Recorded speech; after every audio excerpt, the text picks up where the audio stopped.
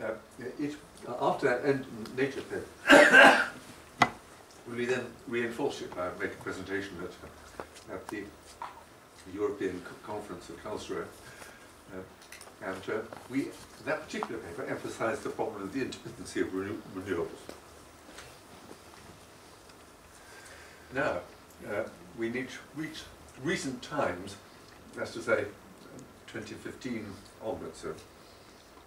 And activity at that period was largely driven by the imminence of the Paris conference in December 2015. So everyone who was interested in systems had made a rush to do something new to be available again. Thank you very much.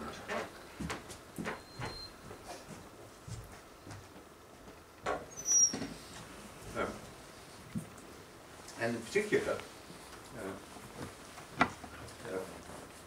during the run-up to 2015, the annual conference of the United Nations, which had been struggling for some years to produce an agreed, fully international standard on emissions, it got very close to it. Back in 2009 in Copenhagen, where the scientific case for keeping temperature rises below 2 degrees C was very strong, but was not agreed by the conference. The next meeting at Doha in 2012 got tied up with the problem of how you could finance poor countries their loss or damage due to temperature rise. And rich countries were supposed to provide compensation, and they didn't really like it. But Paris was the conference in which agreement was finally reached, and we'll come on to that shortly. Now, in the meantime, DEC, having done its job by the UK energy policy, now moved on to the global scale, and it produced what it called its global calculator. This was not just DEC on its own, it was an international committee of experts from China, India, the United States, you name it. So it really did represent an international consensus view on what would be good science in this area to feed into this calculator. But it was managed by DEC, and the software ended up looking very similar to the UK software, in the sense that, first of all, it ran on your friendly home PC. It was all operated by the user, specifying values for now 48 parameters, levers, and again in the values in the range 1 to 4, and these determine, first of all, the energy mix, fossil, renewable, nuclear, bioenergy, etc., and the end-use mix, heating, buildings, domestic machinery, industrial processes, all that sort of thing. And they interestingly, this time, produced two different versions. There was the web tool version, which was aimed at users who know nothing about software and have great difficulty in even using a mouse, but can just about run this program and produce intelligible outputs. And then the spreadsheet version, which is based on Excel and consists of 36 interlinked spreadsheets, which enables the user to exercise much greater freedom to specify inputs and outputs, and gives you a much nicer range of outputs.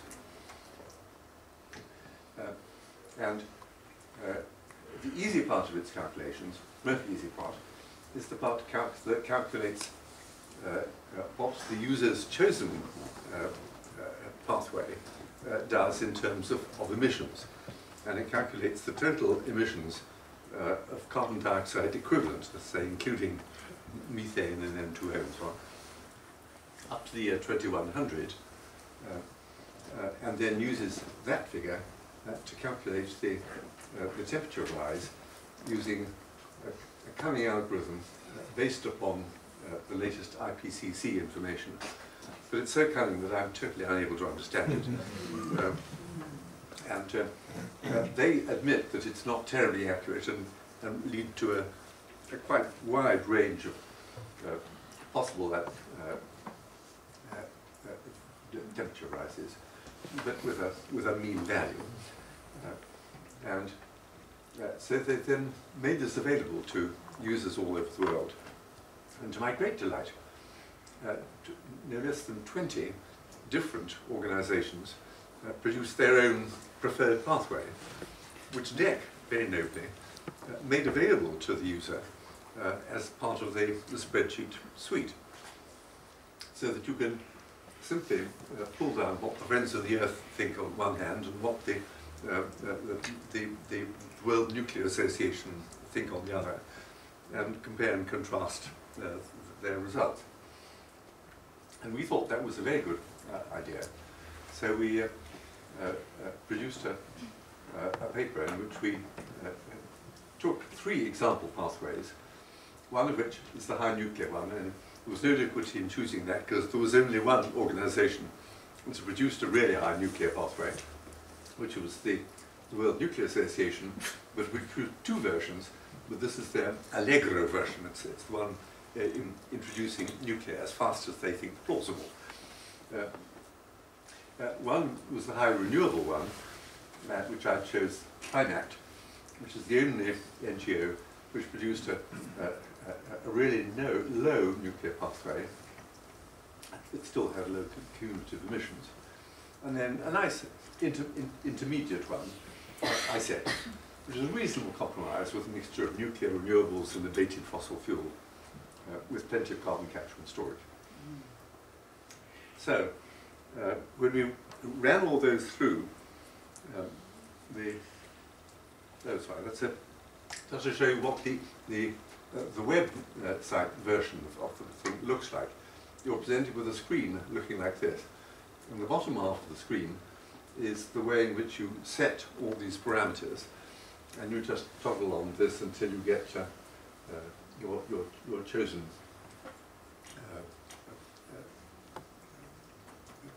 lever value up to the value that you want. And then when you've done so, you press the compute button, and it then produces these graphs showing primary energy, final energy, broken down by nature, and then a time history of the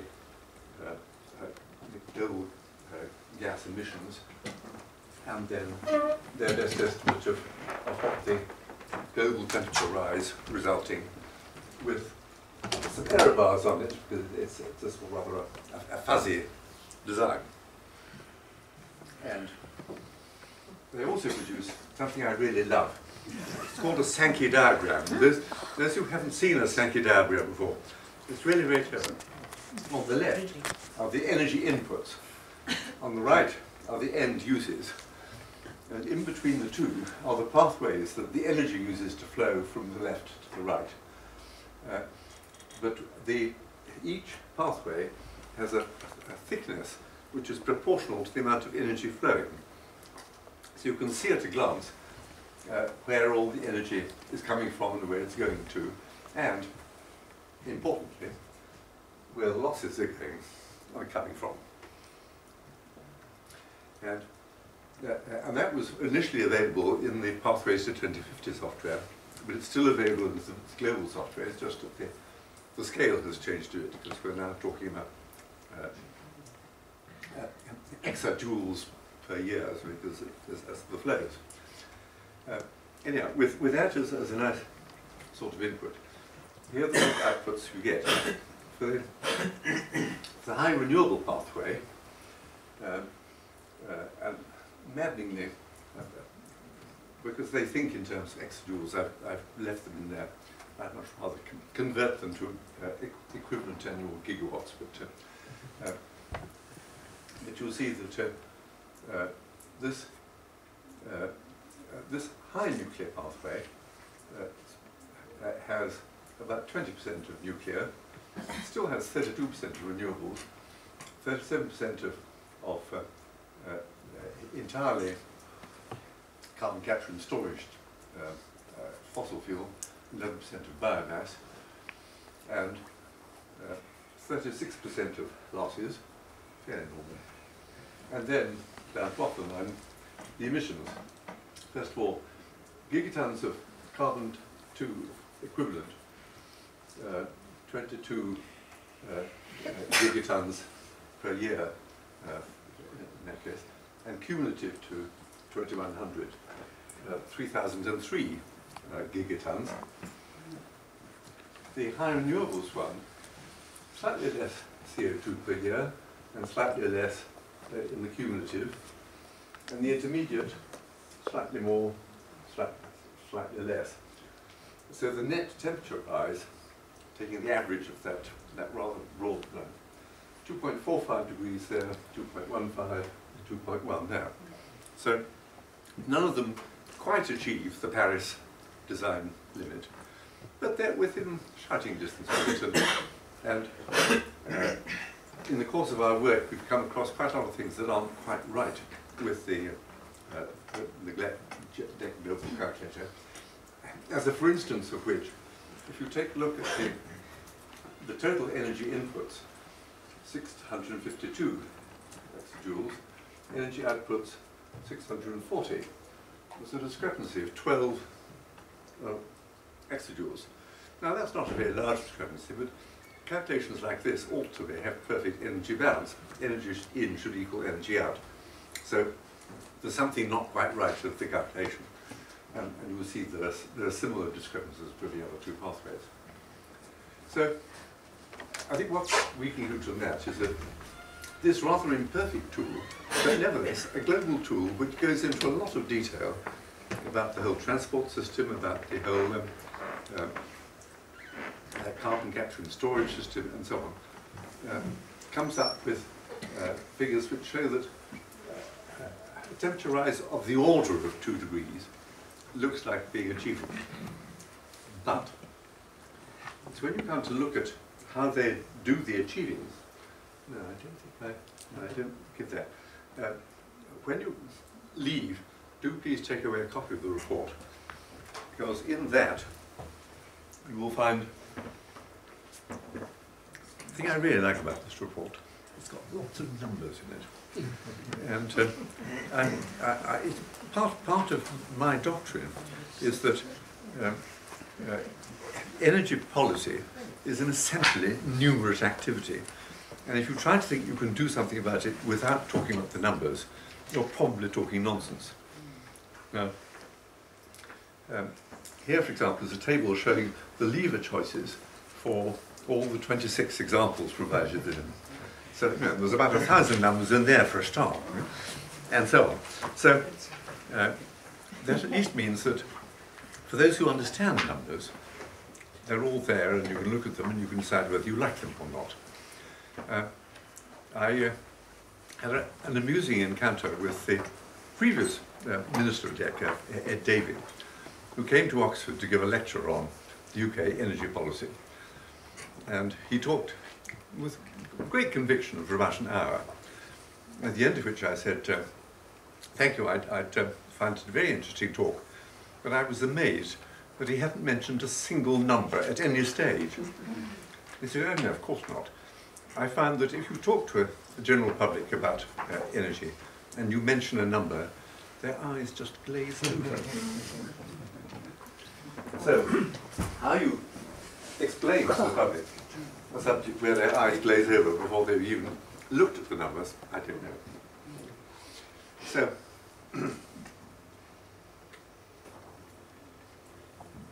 now, my reading of the outcome of all that is, first of all three selected pathways ended up with very similar cumulative emissions of about 2,100 and a surface temperature of only slightly increased over 2 degrees. We had a number of reservations about the calculator. The first and most important was that it was very badly documented. It uses some very advanced Excel features, which an ordinary Excel user like myself simply didn't understand. And therefore it's very difficult to check where things are going wrong, where, as with energy balance, they obviously are going wrong. its treatment of unabated fossil fuel technologies is very odd. It seems to indicate that the calculator builds some extra unabated thermal plants to make good any shortfall in the electricity supply, which is a very bizarre thing for it to do. Its treatment of carbon capture and storage is hard to understand, because just it doesn't supply enough output data to enable you to understand it. Its treatment of bioenergy and high-energy credit is not explained. Almost complete absence of reference, and this is very important, to variations between geographical regions and the consequent need for and possible benefits from energy distribution networks, long-range grids and pipelines and so on. And the word oversupply is mentioned in passing somewhere without being explained. But oversupply is a big issue for high renewables pathways, because typical so-called solutions lead to a vast oversupply of energy for when the wind is blowing and the sun is shining. And they just assume that that energy will be gratefully taken up by some neighbour who's undersupplied. Well, that ain't necessarily so. And the documentation of the surface rise calculation is particularly unclear. So we're not making any claim for the perfection of this model, but we think it's the best available at the time. Well, we now got to Paris, and that is a small subset of the community that they gathered. I think there must have been about 500 people in this large tent in Paris. That, I think, is the Mexican delegation. But they're all senior government officials and people who knew what they were doing when they committed their government to it. And now, what they committed their governments to was a preference for a 1.5 degree rise, an absolute limit of 2 degrees. But they said really very little about how that was supposed to be achieved, or indeed whether it was possible to achieve it. And that's really why we're working on the DEC calculator as being the best available means of trying to answer that question. Now, one of the things that becomes very clear if you look at the IPCC figures is that only a few countries are really making a significant contribution to the emissions. Comfortably in the lead is China with 28%, then US 16%, EU, all of them, 10%, India 6%, Russia 6%, Japan 4%. UK somewhere down at the 1% level. And so what UK does is really absolutely irrelevant, except that it provides nice calculators for those to whom it matters.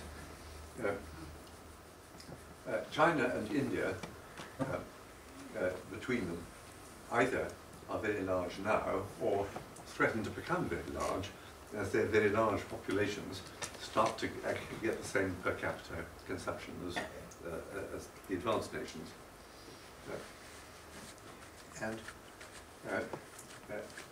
How did the Paris Commission intend that we would get to these targets? And the answer was that they got all the delegates to submit intended nationally determined contributions, INDCs. And those were all to relate to planned reductions by 2030. If you look at the implications of a 20 or 30% reduction by 2030, that's really not nearly enough. So,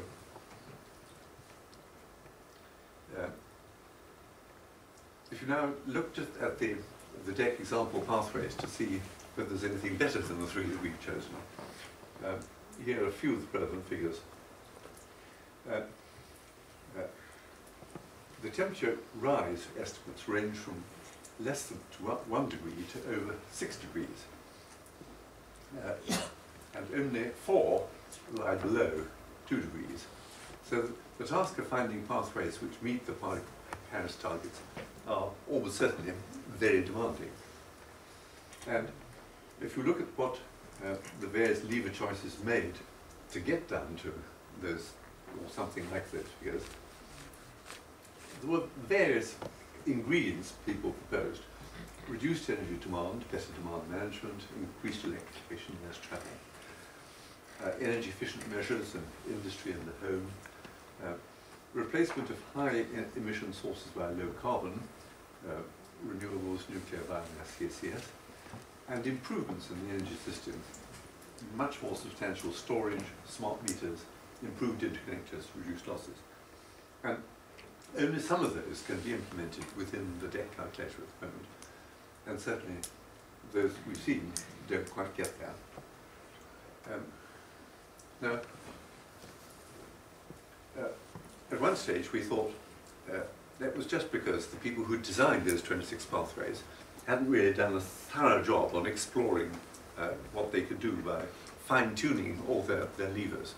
So we spent a lot of time trying to do fine-tuning, almost in every case making things worse. And that's because any energy system is a highly non-linear system in which every change in one parameter produces an unexpected change in several other parameters. So doing something systematic to just reduce the overall temperature rise is entirely non-trivial. It could, we are sure, be done with a very sophisticated computer program which did a lot of exploration of this 48-degree parameter space. But it didn't seem worth our while to implement that, while there were these other weaknesses in the software, so we haven't yet done that. And the other thing we noted that all the pathways make very extensive use of the levers with values of 3 or 4, which DEC regarded as highly ambitious or extremely ambitious. And when you see the sort of things they're inviting you to do, the reduction in the average temperature in your house over the year, the number of cars that you cease to drive, the number of air trips that you cease to take, and so on. They're all at the extreme range of what you might think that the international public would be prepared to tolerate, even if they knew that the alternative was the sort of thing we've been seeing in climate change conditions in the UK during the last 3 months. So it's very difficult, and there's lots of room for other more ingenious solutions to the overall problem. But at least it's not totally out of court that you could get there. So, what do we conclude? First of all, the nationally intended determined contributions are not going to work. Much more ambitious ones will be required. And how willing countries will be to increase their RNDCs will very much depend on what their future GDP growth is. And the trouble is that works the wrong way. The better their growth, the less good it is in achieving the temperature reduction limit. There's really no hope in doing it with just one big fix. You can't do it just by nuclear power or just by renewables. You have to have a mixture, and that mixture will have to probably include nuclear, CCS, hydroelectric, and bioenergy of various sorts. So, at least Paris is giving the world community warnings about the changes in lifestyle that probably are going to be required if we're going to keep climate growth damage under control. And these changes will be very expensive.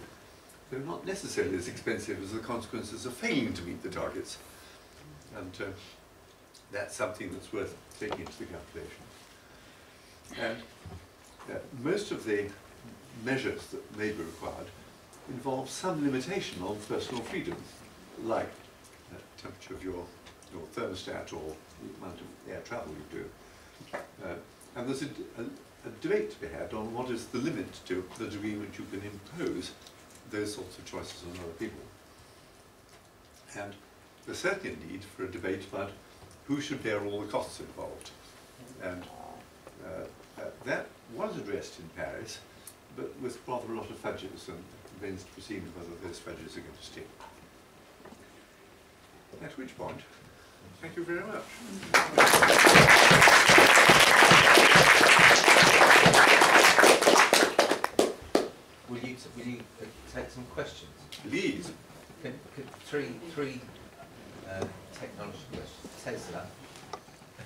superconductors and fusion, nuclear fusion.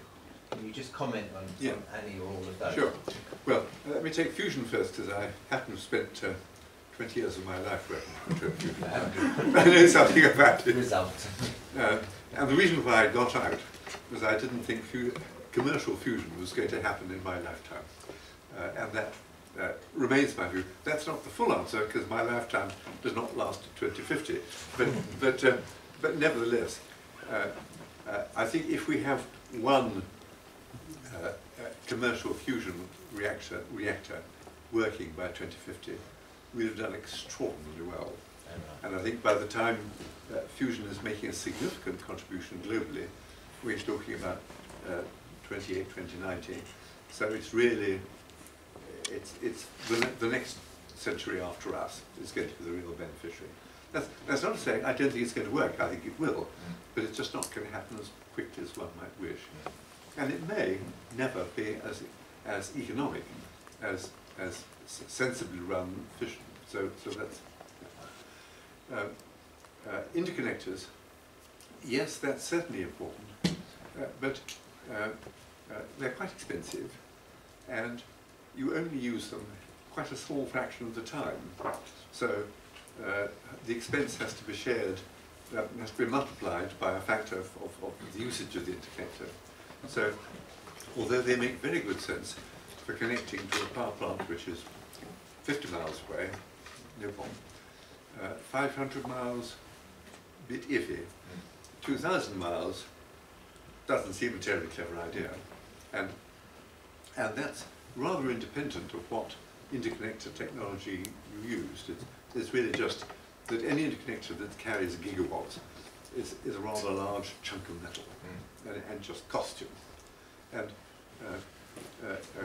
superconductors will probably cost more per gigawatt kilometre than more conventional. Right. So I don't think they're going to be a major contributor. But it's certainly true that if you're struggling desperately to defend high renewables, interconnectors play a larger part in your story than they would with any of the other options. Tesla? Tesla? Sorry. Well, most of the calculations done assume that there's no need for storage, or if there is, that can be done with storage that costs nothing. All experience to date is that storage costs rather a lot, and costs amount in capital cost which is comparable with the amount you spend on generating the energy in the first place. So your initial generator has got to be very inexpensive before it can afford to carry a large amount of storage capacity.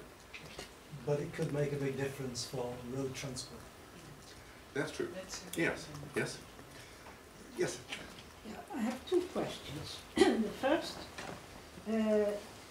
fairly early on, you mentioned the scale of government subsidies and their effect on energy prices. Now, does that refer to subsidies to renewables or subsidies to fossil fuel energy, or to both?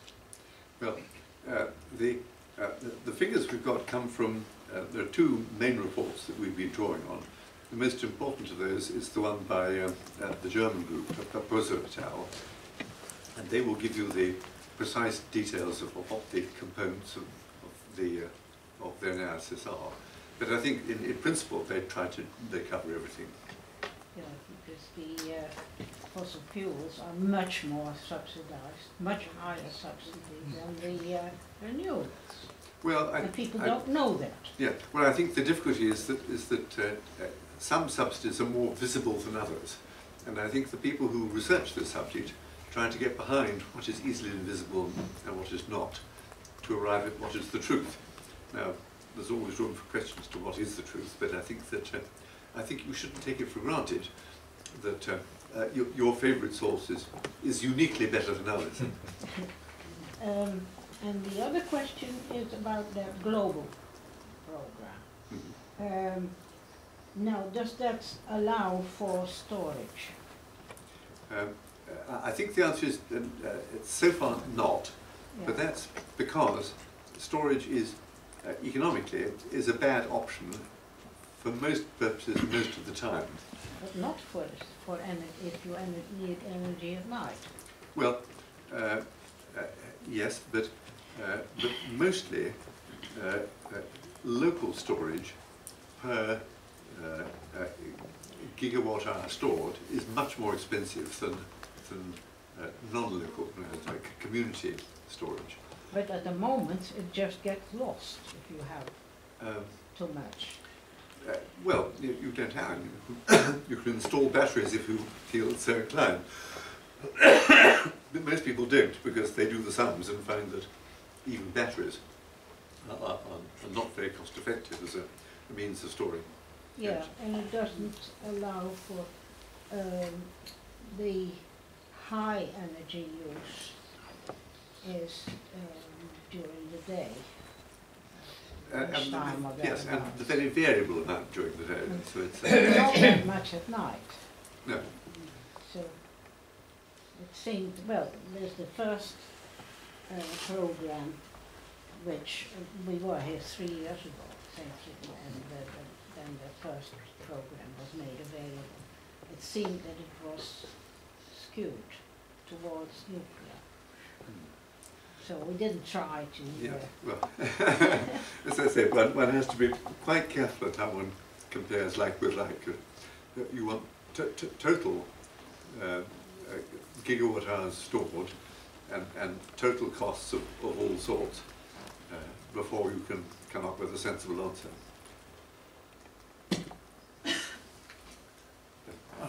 So I think you were first, so I'll come after this one, and then you. Well, you're a gentleman. I'm slightly bemused by your reference to interconnectors. This To- is sorry.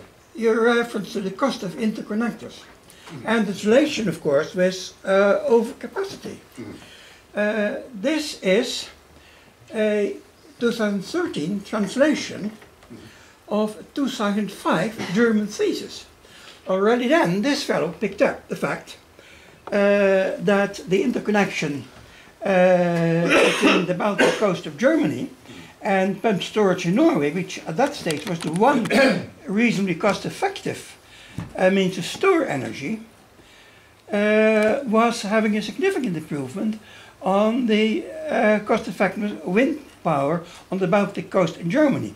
Since then, there are 4 north-south interconnectors under the Skagerrak. I don't quite follow how this squares what you're saying about the lack of operative use of interconnectors. Secondly, there is the issue on local storage. There has in Germany now come on stream a system in Mainz where they use electrolysis water to vary the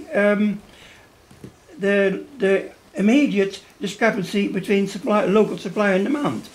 Hydrogen is a little bit more storable. There is the possibility also of using CO2 to transfer to methane, but nevertheless, this is to a significant extent, and they produce that largely in response to a lot of critique on not getting on with the high density, high direct current electricity grid. They put the electricity to water as local storage, effectively. Okay, well, I may not have the full picture here, but I'll give you the best picture I can, and you can then tell me I'm wrong. The first thing is that there's a great difference between storage systems that make local sense in one particular part of the energy system and things that make sense for the system as a whole. Norway, for example, happens to have rather a lot of water sitting several thousand feet above mean sea level, so it can afford to have a pumped storage system of that kind in the same sort of way that we have in Wales and in Norway. And there are places where geographically favoured where particular storage systems make sense. Unfortunately, the number of such places is sufficiently small that if you average out over the globe, they make a negligible contribution. That doesn't say that they cannot make local contribution, and it may be that the example you're citing in Germany is such an example. They're, so to speak, borrowing cheap storage from Norway to cope with the yeah, no, quite follow. That's about 1,000 kilometre distance. yes. Well, it's quite a long way, and it costs quite a lot. But then everything in the German system costs quite a lot. So one would have to do a detailed system analysis to decide whether really they would have done better to have gone down a different solution in the first place. Yes. Christopher, there are quite a lot of grounds for pessimism in your overview, and accurately so. There's one ground for optimism which I think is missing from the picture, and that is it's very clear that we need progress in critical areas of science to get anywhere near the kind of targets the world needs. And just two points on that. David Mackay's book, for which I think probably 2008-2009, looks at the state of play, particularly with renewables and energy sources generally, and you can see from the numbers he's working with there that he gets some critical things wrong with regard to the status quo in 2016. For example, the cost and availability of solar energy, where maybe he's 2 to 4 times the estimate. The energy density of storage, which is already more than twice the levels of his optimistic level. So that's 7 years of one kind of scientific progress. Now, there are an awful lot of bright people, for example, who are working on energy storage problems, who are working on the conversion of light into energy, including ambient light.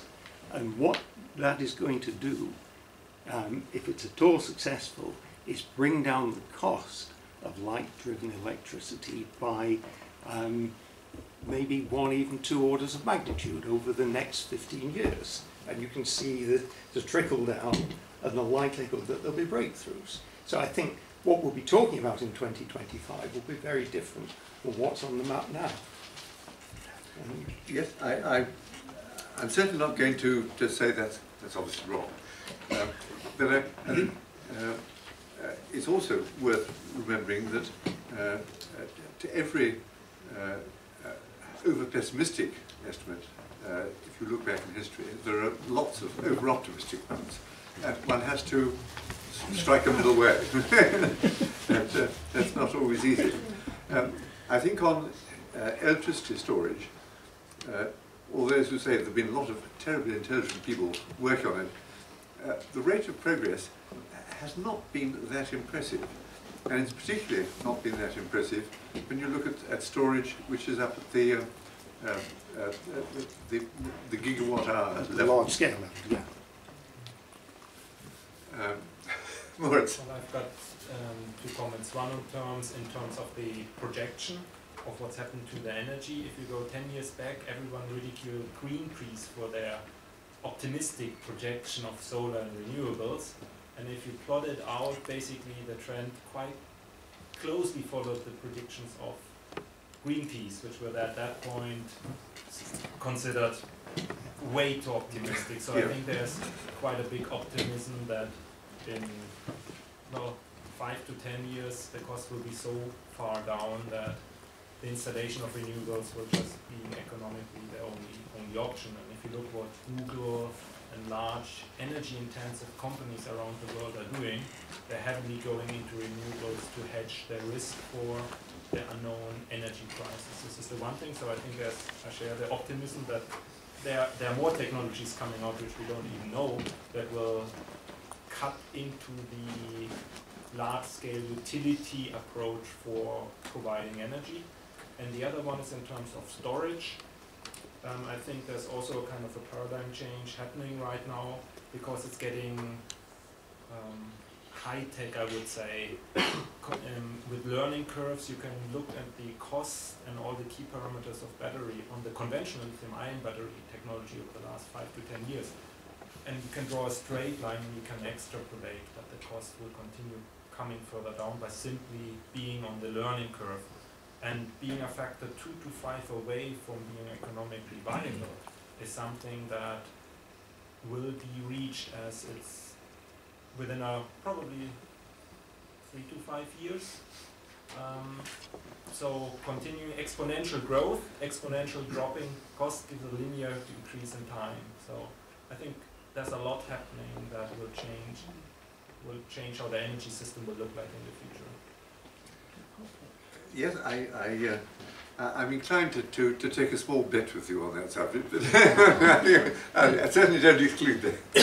Richard? Just to follow up from that, I mean, a lot of this is also social context questions. I mean, the question of how no matter what the progress is in battery technologies, we are moving towards a situation where more and more people are going to end up buying electric vehicles, for example. That's going to change the grid quite fundamentally, because some of the intermittency problems you talk about become less relevant if people are charging their cars with a relatively predictable level of use, because you can take the cheapest energy when there's more of it. And in fact, I think it was some years ago when I was chatting to somebody in Sweden, his PhD project was about demand-led changes to grids, where he was saying the environmentalists are going to have a lot of problems because it will be the cars that will save renewable energies. Because if you have an intelligent system where you can decide that you're going to only buy in charging power to your car at the cheapest rate, but you'll sell energy back into the grid from your energy storage in your vehicle. Say, you might decide the top 25% of your energy storage you're really quite happy to sell. Makes a whole difference to the economics, because it's very hard for any grid operator to purchase something as big as a big storage system. But if you've got all these individual consumers purchasing electric cars, it's a whole different set of economics. And his back of the envelope calculation for the Swedish grid was, if every car, if the output of every vehicle in terms of energy output was all driving at once, it was something like 10 times the Swedish grid. And so if you think about the storage capacity that's there, it's astounding. And things like solar and things like wind can be so much more usefully used in, say, charging up vehicles, that then can sell their power back to the grid. I found it quite fascinating. I like that argument.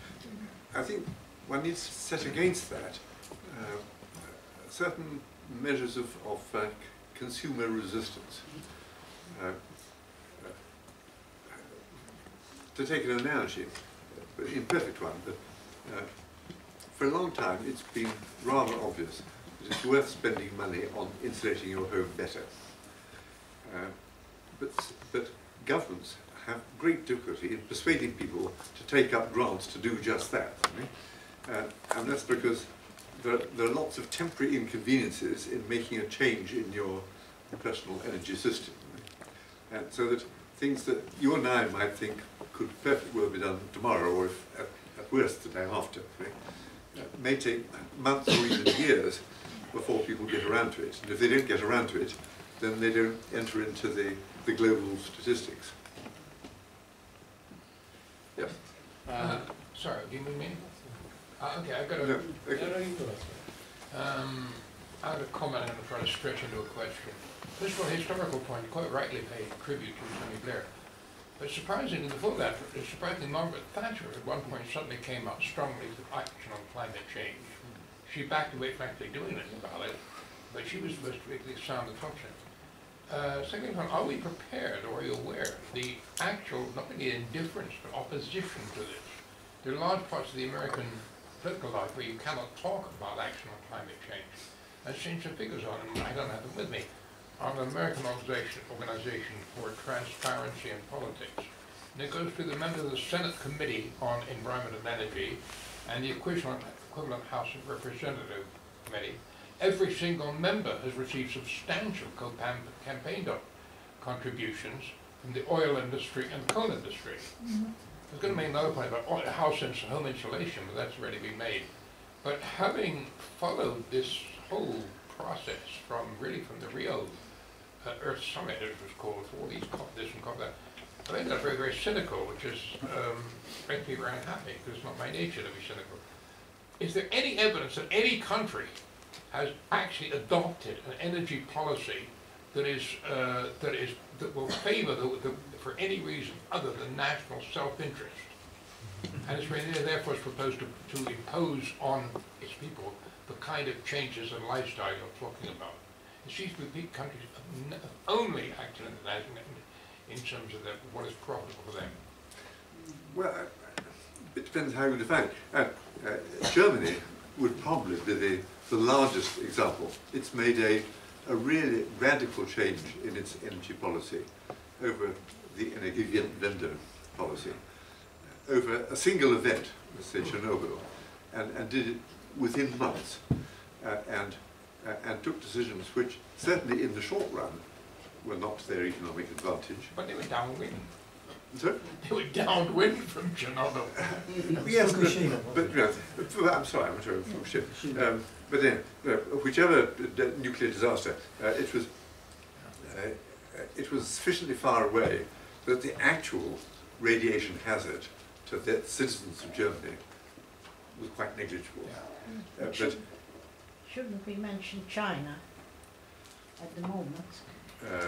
It's the most aggressive renewables it also has the most aggressive nuclear program. I'm not quite sure which one you wish to take credit for.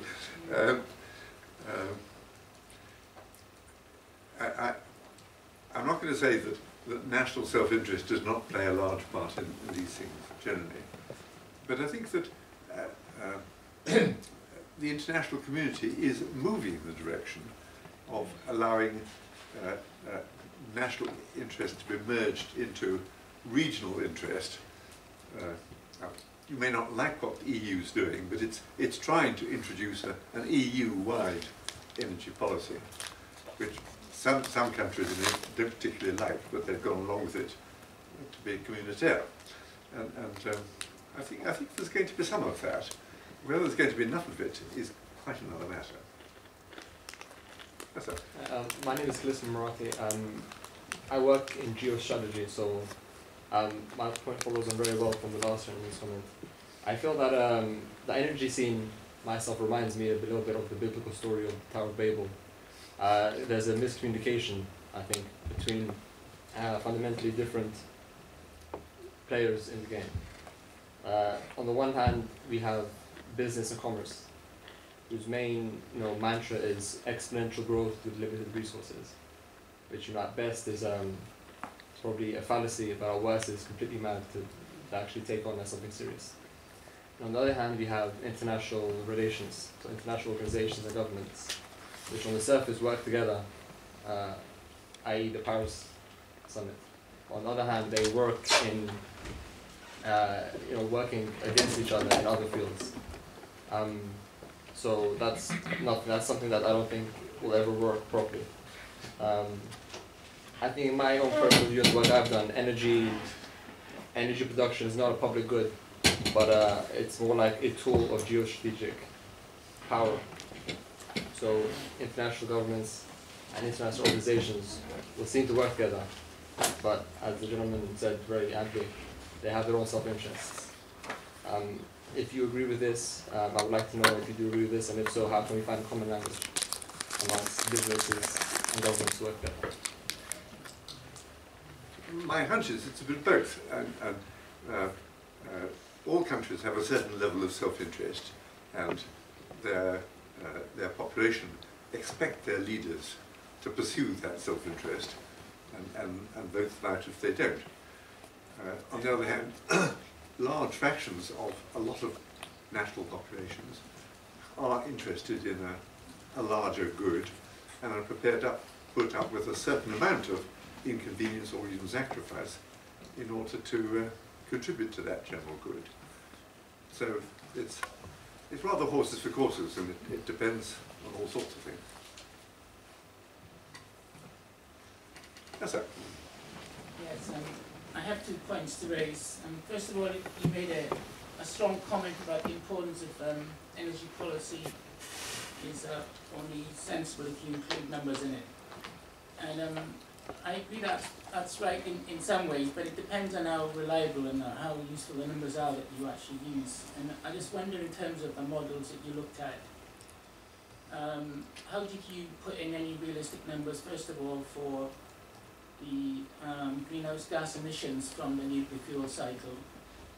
So from the nuclear fuel cycle, how do you actually get robust, reliable numbers for the carbon emissions from the nuclear fuel cycle, from uranium mining, milling, enrichment, right through to waste management? Secondly, how did you get any reliable figures for future costs for any kind of energy technologies or any kind of energy prices?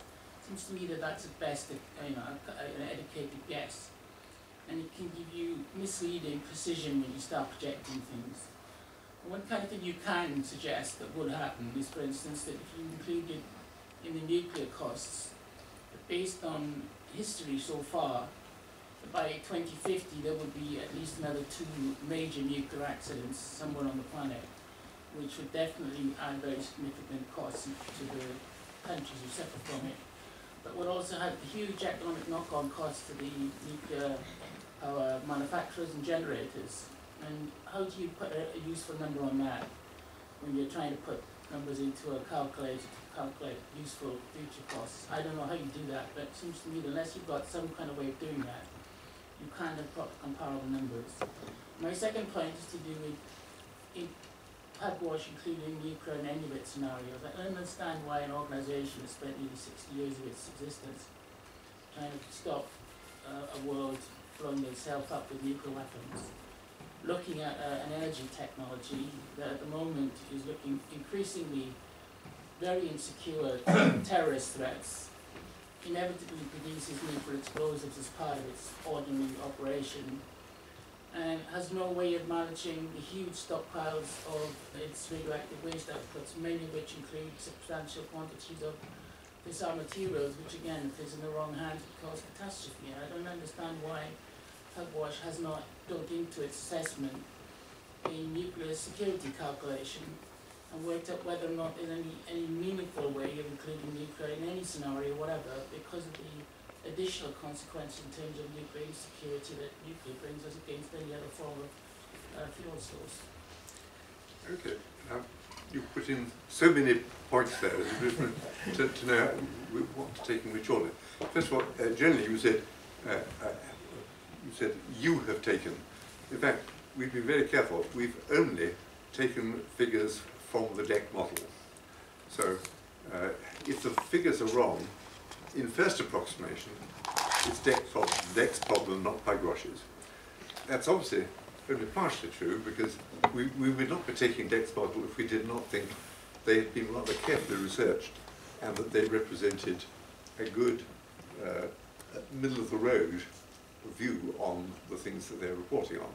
What did you base that judgment on then? I've looked, for example, at the composition of the team they had working on putting that model together, and what sources of information they were drawing on, and it's been a very large project with a large number of sources, and they've been led by a man, David Mackay, who has a strong interest in being fair-minded to different approaches.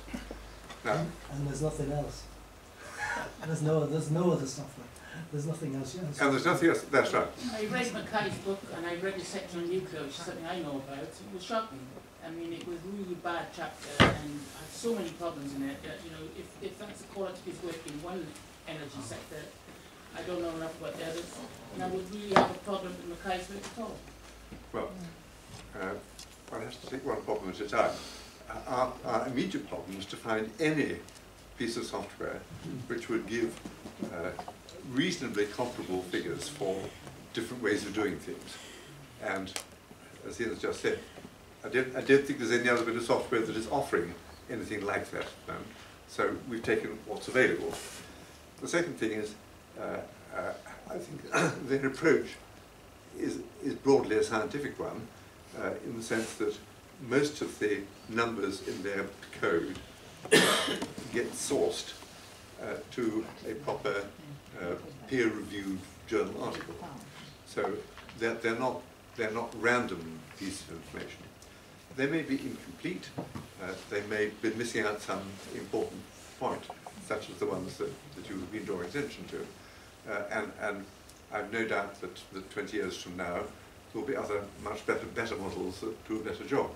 But I think it's a useful input to the debate now to know what a well put together piece of software tells you, and that's you know. The problem is the software may or may not be good. I have no idea. The problem is that if this is going to go into policy framing for non-expert decision makers like ministers, for instance, it's very important that the numbers of credibility that go into it, and the assumptions have got credibility and underpinned by some real life basis.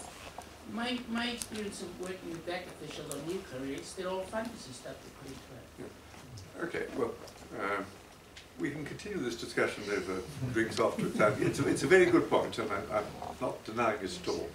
I just, excuse me, I think there's something. Yeah, I just wanted to ask, and this may be in the software, but I was just wondering, so in projecting forward to kind of 2050 and 2100, to what extent does this software take account of changes in the global composition of demographics in different countries, aging populations in some countries, a massive rise in populations in some countries, and increasing urbanization, and changes in the balance of world economies, and to what extent is it possible to kind of take account of that, which will presumably affect countries. We'll stop there, because that's enough questions already. The first point to make is that this is a resolutely global program. So it does not pay any attention, or almost no attention, to detailed geographical variations and the implications of those for the figures. They aim at producing international average figures. And international averages smear out quite a lot of the factors that you're talking about.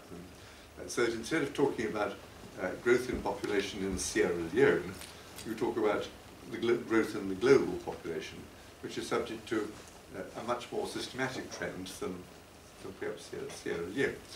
So I think that although it's a problem, it's not unreasonable to take global averages and to extrapolate them in a smooth way. Second point is on how do they do extrapolations a long way into the future? And the answer is it comes in two parts. There's a now to 2050, and there's 2050 to 2100. From now to 2050, they do calculations at 5-year intervals and drawing smooth lines between points of time. And within those, they take account of what they regard as foreseeable trends in the technology between now and 2050. And since